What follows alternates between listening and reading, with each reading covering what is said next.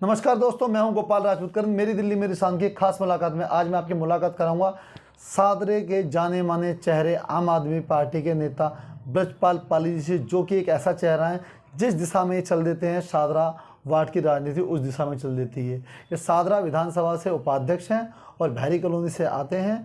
यह seat SC महिला हो गई है। हम चर्चा करेंगे इनसे कि अब आज आम आदमी पार्टी की क्या स्थिति है और 15 वर्षों ने जो जनता ने सादरे की ने भारतीय जनता पार्टी के लोगों को चांस दिया तो उन्होंने सादरे को क्या दिया, फ़ायदा और नुकसान दिया, हमें बताएंगे। तो स्वागत है आपका पाली जी। गोपाल जी नमस्कार। मैं सबसे पहले तो ये जानना चाहूँगा कि आप आम आदमी पार्टी के जो रिप्रेजेंटेटिव हैं सादरे में कहाँ स्टैंड करते हैं? आम आदमी पार्टी के जो लोग हैं BJP का मुकाबला कैसे कर रहे हैं? मैं आपको बताना चाहता हूँ, पहले तो मैं चुनाव आयोग का धन्यवाद करना चाहता हूँ जिन्होंने ये सीट महिला रिजर्व ऐसी कर दी है, क्योंकि बहुत सालों से ये सीट रिजर्व हुई नहीं थी और महिलाओं को, और हमारी महिला जो रिजर्व महिला हैं उनको मौका मिलता भी नहीं था। सादरे वाले को तो मिला ही नहीं कभी भी। सादरा बसे हुए इतने साल हो गए, पहली बार सादरे में ऐसी रिजर्व हुई है, तो मैं चुनाव आयोग का भी धन्यवाद करता हूँ। दूसरा मैं केजरीवाल जी को भी धन्यवाद करता हूँ। केजरीवाल जी दिल्ली में हैं, दिल्ली को उन्होंने चमका रखा है, बहुत बढ़िया कर रखा है। और मैं आम आदमी पार्टी में भी इसलिए आया क्योंकि मैं केजरीवाल जी की जो विचार हैं, ईमानदारी है, ईमानदार सरकार चलाते हैं, तो मैं उनसे बहुत प्रभावित होकर मैंने आम आदमी पार्टी ज्वाइन की। क्योंकि उससे पहले मैं 40 वर्षों से सोशल वर्क में जो समाज सेवा का काम कर ही रहा हूँ, मैं अभी भी कर रहा हूँ। और हमने पीछे कांग्रेस पार्टी में मैंने 30 साल बहुत काम किया है। सादरे को चमकाया है हमने उस टाइम पे जब स्ट्रीट लाइट जब हमारे पास ट्यूब लाइटें थी, हम तब से काम कर रहे हैं। उन ट्यूब लाइटों को हटाकर हमने स्ट्रीट लाइट लगाई। सादरे में बहुत बदलाव किया।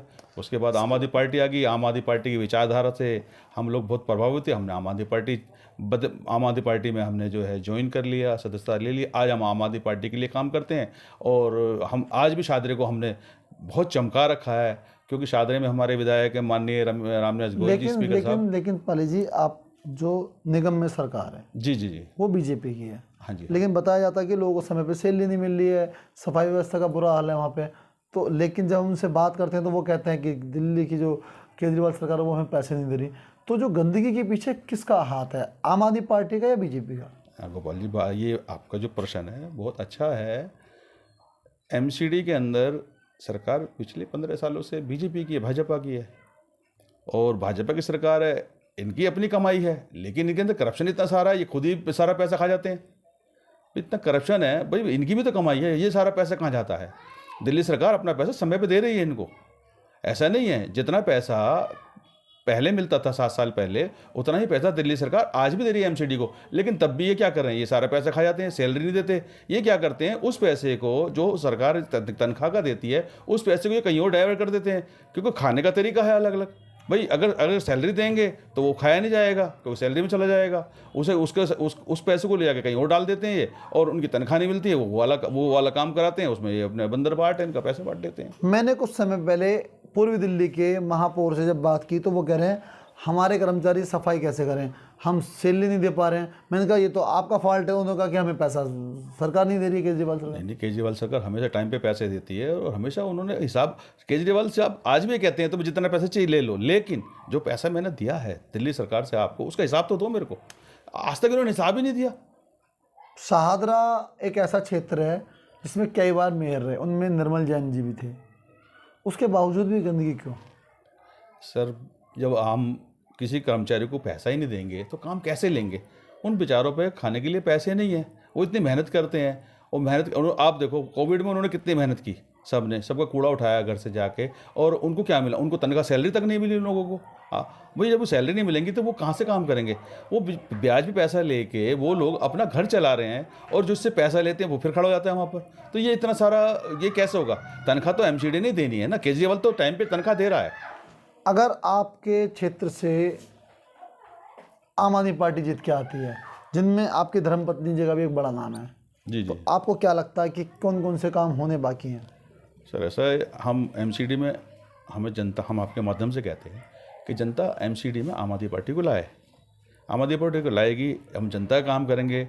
सबसे पहले हम MCD में जो है एमसीडी को ठीक करेंगे, करप्शन एमसीडी को ठीक करेंगे। जो करप्शन हो रहा है, देखो ख़त्म तो वो नहीं हो सकता, लेकिन रोक तो जरूर देंगे हम उसको।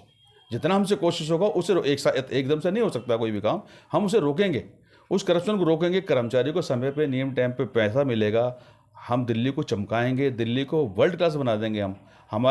ये हमारा सपना है, ये हमारे केजरीवाल जी का सपना है कि एक बार आप हमारे को एमसीडी में लेके तो आओ, एक बार जनता हमें मौका तो दे। जब जनता हमें एक बार मौका देगी, हम बिल्कुल अपने तन मन धन से हम जनता की सेवा करेंगे, और एमसीडी में आने के बाद हम दिल्ली को बिल्कुल चमका देंगे। जो हमारे केजरीवाल जी का सपना है कि दिल्ली को पेरिस बनाना है, तो बनाएंगे हम, ऐसा नहीं बनाएंगे। हमें एक बार जनता मौका तो दे, एक बार हमें जनता को एक बार आम आदमी पार्टी को मौका देना भी चाहिए। मैं जनता से यही अपील करूंगा कि एक बार केजरीवाल जी को लेके तो आओ आप एमसीडी के अंदर, और फिर देखिए। आपकी नीतियों की वजह से कहीं बीजेपी बैकफुट पे तो नहीं है? क्योंकि आप महिलाओं को बसों में फ्री वो दे रहे हैं किराया, आप क्या कहते हैं 200 यूनिट बिजली भी दे रहे हैं, पानी भी फ्री दे रहे हैं। तो बीजेपी के लोग कहते हैं कि दिल्ली को नकारा बना दिया है आम आदमी पार्टी ने, फ्री से लोगों को गलत लत लग रही है, और ये सही नहीं है। गोपाल जी, मैं अब बीजेपी की बात आप कर ही रहे हैं तो फिर कब मुझे बोलना ही पड़ेगा। अरे इन्होंने पेट्रोल इतना महंगा कर दिया। अरे गरीब आदमी हैं बेचारे, कुछ लोग हैं साइकिल तो चलती ही नहीं है, बहुत कम चाहिए साइकिल चलती, स्कूटर से ही काम करते हैं। अरे केजरीवाल जी ने बिजली जो है 400 यूनिट फ्री कर रखी है, और पानी फ्री कर रखा है। बसों में महिलाएं हैं, जो महिलाएं काम करने के लिए जाती हैं, वो पहले वो 100 रुपये खर्च करती थी, अब वो उनका पैसा नहीं खर्च होता, अब वो फ्री में जाती, फ्री में आती, वो पैसा उनका बच जाता है, उनके घर का जो बजट है वो चल रहा है। नहीं तो यहाँ तो बहुत दिक्कत हो जाती है दिल्ली के अंदर। दिल्ली में जो लोग टिके हुए हैं आज, गरीब आदमी जो टिका हुआ है, बिजली पानी बसें इन्हीं से तो टिका हुआ है। क्योंकि इससे क्या है, ये कम से कम, और एक चीज़ और साथ में दवाएँ, हम दवाइयाँ भी फ्री देते हैं। हमारे यहाँ मोहल्ला क्लिनिक है, हम उनकी भी हम दवाइयाँ फ्री देते हैं, उनका इलाज भी फ्री है। नीतियों का पब्लिक लगातार समर्थन कर रही है। जी। और आप कहीं ना कहीं प्लस हैं, मैं भी समझ पा रहा हूँ। जी। लेकिन आपकी जो आबकारी नीति आई है उसमें कहीं ना कहीं आप उलझ गए हैं। सर देखो, आबकारी नीति की मैं आपकी बात मान लेता हूँ, हमारे आबकारी नीति कोई गलत नहीं है। जितने ठेके 849 ठेके दिल्ली में पहले से ही थे। देखो मैं आपको बताऊँ, आज भी 849 ठेके हैं। ये गलत कहाँ है? हमने कुछ नया नहीं किया। आम आदमी पार्टी ने दिल्ली में कुछ नया नहीं किया, आबकारी नीति में कुछ नया नहीं किया। जो जैसा था वैसे ही, कोई बदलाव नहीं किया आबकारी नीति में। ये तो क्या है, जो विपक्ष वाले लोग हैं, ये लोग जो हैं, यही उल्टा सीधी बातें कर रहे हैं, लेकिन ऐसा नहीं है। अब उनसे पूछो भी हमने कौन से ठेके बढ़ाए? हमने 849 ठेके थे, वही तो हैं आज भी।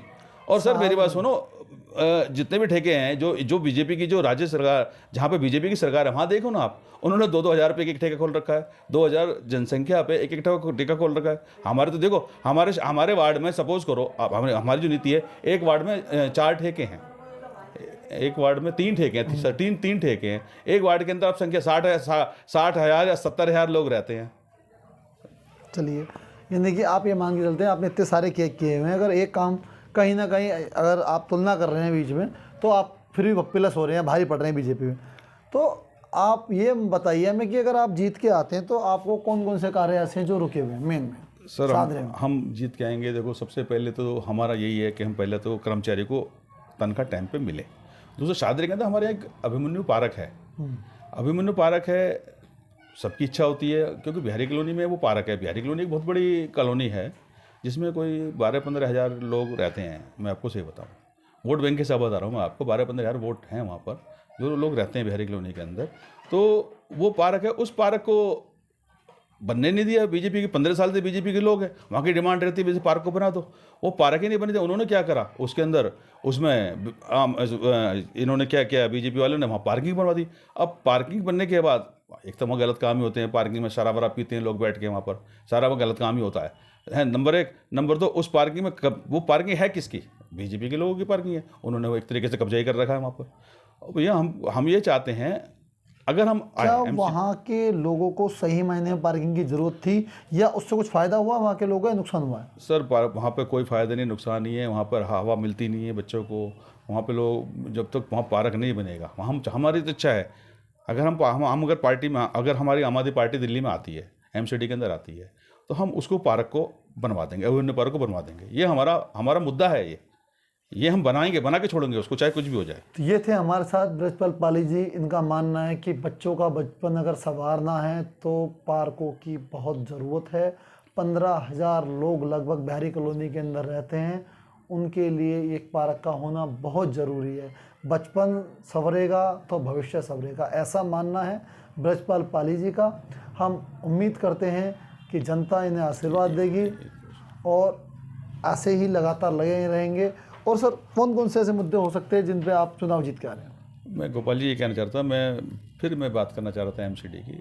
हमारे छादरे में एक ढलाव था जी हम लोग जब छोटे थे स्कूल में, मुझे याद है, मैं बावराम स्कूल का पढ़ा हुआ हूँ, स्टूडेंट हूँ। तो हम बावराम स्कूल से छुट्टी होती थी, जाते थे, तो हम एक बंसल हलवाई है, उसके सामने एक बहुत बड़ा कूड़ा घर था, ढलाव था। तो वहाँ इतनी बदबू आती थी ना। सर, मैं भी बाबूराम से आता हूँ, ऐसी बावराम से बात है। पढ़े तो वहाँ इतनी बदबू आती थी ना कि हम ये सोचते थे, यार ये कब हटेगा यहाँ से कूड़ा दर, क्योंकि वहाँ ना हमारे को सांस नहीं आती थी, छोटे छोटे थे, लेकिन हमें खाना भी होता था। हम फिर भी बंसल हलवाई के जाके वो हम कचौड़ी खाए जाते थे। हम वहाँ पर अमर बेकरी थी, वहाँ पे कुछ मिल जाता था, लेकिन वो बिल्कुल उन दोनों के बीच में था वो, और बहुत ही गंदगी होती थी। तो मैं ये समझता हूँ, पीछे हमारे जो स्पीकर हैं, दिल्ली विधानसभा स्पीकर रामनिवास गोयल जी, उन्होंने बड़ी मेहनत करके, मुझे नहीं पता, मैं तो अब आज तक यही समझता रहता था कि ये ढलाव हटते ही नहीं है। मुझे ये मालूम था कि ढलाव हटते ही नहीं है। मैं इतने साल से कांग्रेस में काम कर रहा था, मैंने कोई ढलाव हटते देखा ही नहीं था। हमने एक दो ढलाव हटवाने की कोशिश की तो वो कहते थे हटते ही नहीं है। लेकिन जब हमने देखा, जब आम आदमी पार्टी आई, आम आदमी पार्टी ने अमर बेकरी के सामने और बंसल स्वीट घर में जो ढलाव था वो हटवा दिया। हमें एक तरीके से ना ये मैजिक सा ही लगा कि यार ये भी हो सकता है क्या। वो भाई साहब वो ढलाव हटा, हमें इतनी राहत मिली। वो बहुत छोटा राहत बाजार के लिए और बड़ा बाजार के लिए, अनाज मंडी के लिए एक तरह से वो एंट्रेंस है। एंट्रेंस लेकिन लोग जो जाते हैं तो बदबू से वहाँ लोग बड़े परेशान रहते हैं। मैं भी इन चीज़ों को समझ पाया हूँ। और आप, मुझे भी बड़ी खुशी हुई कि आप बाबूराम से पढ़े हैं। दिल्ली या ये कहें कि जमुना पार की राजनीति के जितने भी दिग्गज हैं, जी जी जो स्थानीय हैं, चाहे वो राम बाबू शर्मा जी रहे हों, चाहे डॉक्टर नरेंद्र नाथ रहे हों, चाहे ब्रजपाल पाली रहे हों, चाहे मतलब नसीब सिंह रहे हों, HKL भगत जी भी रहे, ऐसे ऐसे लोग जो कि बाबूराम स्कूल से पढ़ के निकले हैं, या ये क्या विश्वास नगर करगड़ी रोड से निकले। तो ये दिल्ली को एक बड़ा तोहफा दिया है बाबूराम स्कूल ने, कि इतने आप जैसे योग्य लोग दिए हैं उन्होंने बाबूराम स्कूल ने। तो मैं आपकी भावना को समझता हूँ। तो मैं तो दिल्ली विधानसभा स्पीकर श्री रामनिवास गोयल जी का मैं तो बहुत बहुत धन्यवाद करता हूँ। देखो, उन्होंने वो वहाँ से ढलाव हटवा ही दिया, जो मैं कहता हूँ लोग कहते थे हट नहीं सकता, लोग कहते थे, मेरे को आज भी ताज्जुब होता है, वो उन्होंने हटवाया। मैं क्या, शादरे की पूरी जनता उनका धन्यवाद करती है, तहे दिल से धन्यवाद करती है कि इतना बड़ा काम भी हो सकता है। तो ये थे हमारे साथ ब्रजपाल पाली जी। इन्होंने बताया कि किस प्रकार सादरा विधानसभा के विधायक और स्पीकर महोदय ने अपने आप को सादरे के लिए समर्पित किया, और ऐसे ऐसे मुद्दों को उन्होंने समझा और ढलाव जैसे चीज़ों को वहाँ से हटवाया, मुक्ति दी। मैं गोपाल राजपूत करण आपसे यहीं विदा लेता हूँ। मैं मेरी दिल्ली मेरी शान में आपसे फिर मिलूँगा एक नई शख्सियत, नए मुद्दों के साथ। नमस्कार। नमस्कार गोपाल जी।